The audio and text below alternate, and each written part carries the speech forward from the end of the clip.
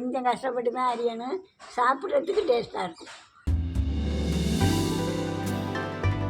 என்னம்மா வாழைப்பூ அரிஞ்சிக்கிட்டு இருக்கீங்களா காலையிலேயே? ஆமாம், வாழைப்பூ இருந்தது இல்லைம்மா. 2 மரம் அந்த மலையில் உடஞ்சிருச்சு, அதில் தான் பறித்து அரிஞ்சிக்கிட்டு இருக்காங்க. அது 2 மரம் இருந்துச்சா, அது பறித்து அரிஞ்சனா. ஒன்று வந்து வடை தட்ட சொல்லியிருக்கேன். வாழைப்பூ கோலா உருண்டை குழம்புக்கு ஆசை, அதான் அந்த வைக்க சொல்கிறேன். கோலா உருண்டை குழம்பு வைப்போம், வாழைப்பூ கோலா குழம்பு வச்சுருவோமா அன்னைக்கு? வச்சிருமா, நல்லாயிருக்கும், சூப்பர். ஏற்கனவே பருப்பு உருண்டை குழம்பு நம்ம சேனலில் போட்டிருக்கோம். இது வரைக்கும் பார்க்கலன்னா வீடியோ எண்டில் கொடுக்குறேன் பாருங்கள். அது மாதிரி தான் இதுவும். இது வந்து வாழைப்பூ கோலா. ஆமாம், சமைச்சா சாப்பிட்டு பார்த்துருவோம் வாங்க. அப்புறம் இந்த வாழைப்பூ எப்படிம்மா ஈஸியாக அரியறதுக்கு ஏதாவது டிப்ஸ் இருக்காமா? ஏன்னா எல்லாரும் அரியறதுக்கு அலுப்பு படுறாங்கல்ல, வாழைத்தண்டு அரியறதுக்கு தான் அலுப்பு படுறாங்க. அதுதான் அரியலாம் அலுப்பு படுவாங்க. அரிஞ்சால் சாப்பிட்டுறலாம், அருமையாக இருக்கும். ஆனால் வேறு ஒன்றும் இது கிடையாது, இப்படி தான் அரிஞ்சாகணும். ஆமாம், சில பேர் இல்லை ஈஸியாக அறியறதுக்கு ஏதாவது டிப்ஸு சொல்லுங்கன்றாங்க. அதெல்லாம் ஈஸியெல்லாம் அறிய முடியாது, கொஞ்சம் கஷ்டப்பட்டு தான் அறியணும். சாப்பிட்றதுக்கு டேஸ்ட்டாக இருக்கும். இப்படியே இந்த மூணை இருக்குல்ல, இந்த பூ மூணை, அதை இப்படி கசக்கணும்னா இப்படி வந்துடும். இப்படி வந்ததுன்னா பாருங்க, இப்படி எடுத்துக்கலாம். இது பாருங்க, இது மாதிரி எடுத்துக்கணும். இந்த நரம்பை எடுத்துடணும். ஆமாம், இந்த பாருங்க எடுத்து போட்டிருக்கேன் பாருங்கள் எப்படின்னு. மழை இருட்டிக்கிட்டு வருதுங்க. ஆமாம், மழை தான் ஒரு வாரமாக பெஞ்சிக்கிட்டே இருக்குது. ஆமாம், பாருங்க அந்த பூவும் போடணும். அது ரெண்டும் வேகாது, அப்புறம் சாப்பிட்டாலும் செரிக்காதுன்னு சொல்லுவாங்க. அந்த நரம்பையும் அந்த குடலையும் எடுத்துட்டு அப்படியே மொத்தமாக அரிஞ்சிக்க வேண்டியதுதான். அதுதான் ஈஸியான மெத்தேடு. வேறு அது ஒன்றும் அதை விட ஈஸி ஒன்றும் இல்லை. சிரமந்தான், அரிய பயந்தவங்களுக்கு சிரமந்தான். என் மாதிரி ஆளுகளுக்கு கொஞ்சம் ஈஸியாக உட்காந்துக்கிட்டு அறியணும், அவ்வளவுதான். நான் அறிஞ்சு கொடுத்துருவேன், எங்கள் பாப்பா சமைச்சு கொடுப்பேன். இப்போ வாழைப்பூ கோலாவுக்கு பருப்பு ஊற வச்சிடலாம். இது வந்து கடலை பருப்பு. இந்த சின்ன டம்ளர் தான் பாருங்கள், சின்ன டம்ளர். இது 1 டம்ளர் எடுத்திருக்கேன். 1/2 டம்ளர் துவரம் பருப்பு. அதுக்கு 1 கைப்பிடி அளவுக்கு பச்சரிசி. இப்போ நம்ம அதை ஊற வச்சுருவோம். பச்சரிசிக்கு பதிலாக பச்சரிசி மாவு கூட ஒரு 2-3 ஸ்பூன் போட்டுக்கலாம். நான் பச்சரிசி இதோட போட்டு அரைச்சிருவேன். எப்பயுமே இப்படி தான் நான் அரைச்சிக்குவேன் உருண்டை குழம்புக்கு. இப்போ இது நல்லா 1 மணி நேரம் ஊறட்டும், நம்ம அரைச்சிக்குவோம். இதுக்கு வந்து புளி வந்து கொஞ்சமாக, ஒரு சாம்பாருக்கு கரைப்போம்ல அந்தளவுக்கு கொஞ்சமாக புளி, ஒரு சின்ன எலுமிச்சம்பழம் சைஸு. தேவையான அளவு உப்பு போட்டு இதை ஊற வச்சுருவோம். ஒருத்தவங்க கமெண்ட்ஸில் கேட்டிருந்தீங்க, எதுக்குக்கா புளியோட உப்பு போட்டு ஊற வைக்கிறீங்க அப்படின்னு சொல்லிட்டு.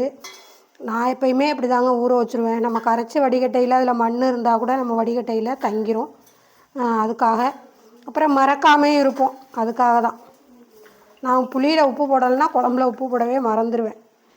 எப்பயுமே இப்படி தான் பழக்கம், புளியோட உப்பு போட்டு ஊற வச்சுருவேன். இப்போ இந்த பருப்பெல்லாம் நல்லா 1 மணி நேரம் ஊறிட்டு இப்போ நம்ம அலசிட்டு மிக்சியில் போட்டு நல்லா கொரப்பாக அடித்து எடுத்துக்குவோம். 2 ஷிஃப்ட்டாக அடித்து அள்ளிக்கணும். இதில் பாதி எடுத்து வச்சுருக்கேன் மிக்சியில். போட்டிங்கன்னா கொஞ்சமாக உப்பு போட்டுக்கலாம். வறுபடாமல் அப்போ தான் அந்த உருண்டையில் நல்லா உப்பு சார்ந்து நல்லாயிருக்கும். கொஞ்சோண்டு உப்பு, 1 ஸ்பூன் சோம்பு. இந்த உருண்டையோட காரத்துக்காக பாருங்கள் கொஞ்சோண்டு, ரொம்ப வேண்டியதில் துக்குனூண்டு, அவ்வளோதான். இப்போ இதை அடிச்சுக்குவோம் நம்ம.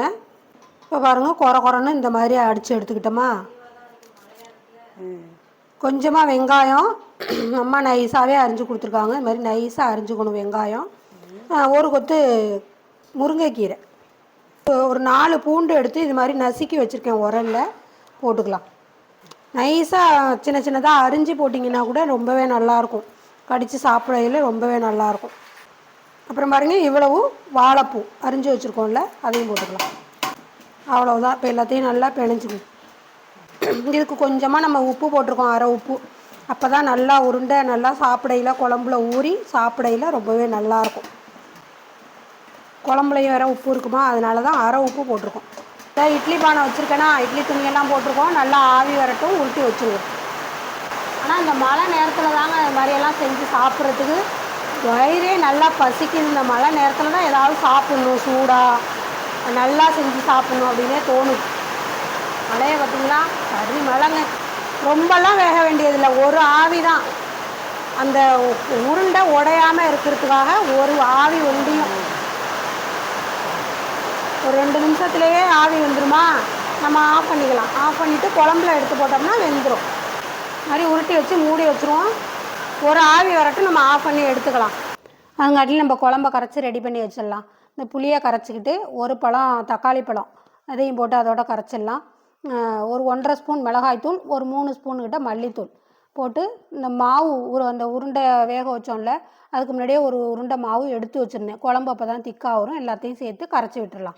பாருங்கள், அடித்து ஊற்றுற மழையும் நம்ம வீட்டு அடுப்பு பாருங்கள் நல்லா எரிஞ்சிக்கிட்டு இருக்கு. மழை காலத்தில் அடுப்பே பிடிக்காது அப்படின்னு சொல்லுவாங்க. நம்ம தான் ரெகுலராக அடுப்பு எரிச்சிட்ருக்கோமா, எப்போயாவது அடுப்பு பற்ற வச்சோம்னா அடுப்பு பிடிக்காது. ரெகுலராக எரிச்சிக்கிட்டு இருந்தோம்னா அடுப்பு எரியும். கொஞ்சோண்டு சோம்பு, ஒரு 1/2 ஸ்பூன் அளவுக்கு சோம்பு போட்டிருக்கேன், பொரியட்டும். கொஞ்சமாக வெங்காயம் வதங்கிருச்சு. ஒரு கொத்து கருவேப்பிலை, அவ்வளோதாங்க. இப்போ கரைச்சி வச்ச குழம்ப ஊற்றிடலாம். அவ்வளோதான், குழம்பு தாளித்து விட்டுட்டோம். லைட்டாக ஒரு கொதி வரட்டும். நம்ம உருண்டை உருட்டி வச்சுருக்கோமா, எடுத்தாந்து போட்டுருவோம். இந்த வேக வச்ச உருண்டையே எடுத்துக்குவோம். இப்போ குழம்பு ஒரு கொதி வந்துருச்சு அழகா. இந்த பாருங்கள், ஒரு ஆவி வச்சு எடுத்துகிட்டு வந்திருக்கோம். வெறும் கையில் ஒட்டாமல் இருக்கா, அதுக்காக தான். குழம்புலையும் நல்லா உடையாது. நல்லா குழம்பு குடிச்சிட்டு நல்லா வெந்து சூப்பராக இருக்கும். ஒரு 1/4 வேக்காடு அப்படின்னு வச்சுக்கோங்களேன். அந்த மாதிரி நல்லா வாசமாக நல்லா இருக்குங்க. பருப்பு உருண்டை குழம்பை விட இந்த வாழைப்பூவோட வாசம் நல்லாயிருக்கும். வயிற்றுக்கும் உடம்புக்கும் ரொம்பவே நல்லது. உங்கள் வீட்லேயும் வாழைப்பூ இருக்கையில் இது மாதிரி ஒரு வாட்டி குழம்பு வச்சு பாருங்கள், செம்ம டேஸ்ட்டாக இருக்கும். அவ்வளோதான், குழம்பு நல்லா கொதிக்கிட்டு கொஞ்சம் தேங்காய் அரைச்சிட்டு வந்துடுவோம். பாருங்கள், குழம்பு நல்லா கொதிச்சிருச்சு. இப்போ பாருங்கள் எப்படி இருக்குது பாருங்கள். வாழைப்பூ கோலா குழம்பு எப்படி சூப்பராக வெந்து எவ்வளோ அருமையாக இருக்குது பார்த்தீங்களா. நல்லா ஒரு வாழைப்பூ வாசமாக நல்லா அருமையாக இருக்குது. தேங்காய் கொஞ்சமாக, வெறும் தேங்காய் மட்டும்தான் அரைச்சி வச்சுருக்கேன், போட்டுக்கலாம். இது இந்த மிக்சி ஜாரை கழுவுன தண்ணி.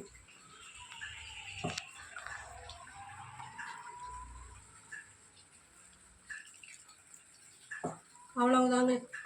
குழம்பு எப்படி இருக்குது பாருங்கள். ஒரு கொதி வரட்டும், தேங்காய் ஊற்றி ஒரு கொதி வந்தால் போதும், இறக்கிடலாம். என்ன இது மாதிரி நீங்கள் வாழைப்பூ கோலா உருண்டை குழம்பு வச்சுருக்கீங்களா இல்லையான்னு கமெண்ட்ஸில் சொல்லுங்கள். நம்ம வீட்டு குழம்பு எப்படி இருந்ததுன்னு கமெண்ட்ஸில் சொல்லுங்கள். அவ்வளவுதான், குழம்பு கொதிச்சோடனே இறக்கிடலாம். பாய். அப்படியே வாழ்த்து சொல்லிடலாமா? சொல்லிடுவோம்மா. ஸ்ரீஜான்னு ஒரு பொண்ணு, அப்புறம் ஆதித்யான்னு இன்னொரு பொண்ணு, 2 பேருக்குமே பிறந்த நாள்னு சொல்லியிருக்காங்க இந்த மாதத்தில். அவங்க எந்த நோய் நொடியும் இல்லாமல் சகல செல்வம் பெற்று 100 ஆண்டு வாழணும்னு இந்த பாட்டி மனமாற வாழ்த்துறேன். யோகானந்தம் சாலினி அப்படிங்கிறவங்களுக்கு கல்யாண நாள்னு சொல்லியிருக்காங்க. அது இன்னைக்கு கல்யாண நாள்னு சொல்லியிருக்காங்க. அவங்க சீரும் சிறப்புமா சகல செல்வம் பெற்று புள்ள குட்டிகளோட 100 ஆண்டு வாழணும்னு இந்த பாட்டி மனமாற வாழ்த்துறேன். காவியா அப்புறம் திவ்யா அப்படிங்கிறவங்களுக்கு குழந்தை இல்லைன்னு சொல்லியிருக்காங்க. அவங்களுக்கு குழந்தை பாக்கியம் சீக்கிரம் கிடைக்கணும்னு நானும் கடவுளை வேண்டிக்கிறேன். அவங்களும் குலதெய்வத்தை வேண்டிக்கிட்டும் சீக்கிரம் குழந்தை இருக்கணும். அதுக்கு இந்த பாட்டி மனமாற வாழ்த்துறேன். கலாவதிங்கிறவங்களுக்கு வளகாப்புன்னு சொல்லியிருக்காங்க. அது பிரசவமாகி நல்லபடியாக நல்ல ஆம்பளை பிள்ளையாக பெற்றுக்கிட்டு அமோகமாக இருக்கணும், சீரும் சிறப்புமா அமோகமாக இருக்கணும்னு இந்த பாட்டி மனமாற வாழ்த்துறேன். ஜெயந்தி பையனுக்கு சீக்கிரமாக கல்யாணம் ஆகணும்னு சொல்லி வாழ்த்து சொல்லிடுங்க. நல்ல பொண்ணாக அமைஞ்சு சீக்கிரம் கல்யாணம் ஆகணும்னு இந்த பாட்டி மனமாற வாழ்த்துறேன். வாங்க வீடியோக்குள்ளே போகலாம். வாழைப்பூ கோலா குழம்பு சாப்பிட்டு பாருங்கள், வாழைப்பூ கோலா எப்படி இருக்குன்னு. இன்னும் நான் சாப்பிடலை. வாழைப்பூ முருங்கைக்கீரை போட்டு துவட்டி வச்சுருக்கோம். வாழைப்பூ முருங்கைக்கீரை போட்டு துவட்டல் வாழைப்பூ கோலா இன்னைக்கு குழம்பு சூப்பர் சாப்பாடுங்க. நாங்கள் சாப்பிடுங்க, இங்கே நல்லா தான் வச்சுக்கிறாங்க. தலை சீவிட்டு இருக்கோம் அதுக்குதான். வாழைப்பூ கோலா அருமையாக இருக்குது. வாழைப்பூ தோட்டலும் அப்படி சூப்பராக இருக்குது. நீங்களும் இந்த மாதிரி செஞ்சு சாப்பிட்டு பாருங்கள். இந்த வீடியோ பிடிச்சா ஒரு லைக் பண்ணுங்க, ஒரு சப்ஸ்கிரைப் பண்ணுங்க. பாய். அடுத்த வீடியோவில் பார்ப்போம். இந்த மாதிரி ரொம்ப சூப்பராக இருக்குது. மலையில் நினைஞ்சிக்கிட்டு வந்திருக்கோம் அங்கேயே போயிட்டு. ஆமாம், கோயிலுக்கு போயிட்டு வந்தாங்க. சாப்பிடலாம். எல்லாரும் வாங்க சாப்பிடுவோம். பாய் பாய். அடுத்த வீடியோவில் பார்ப்போம்.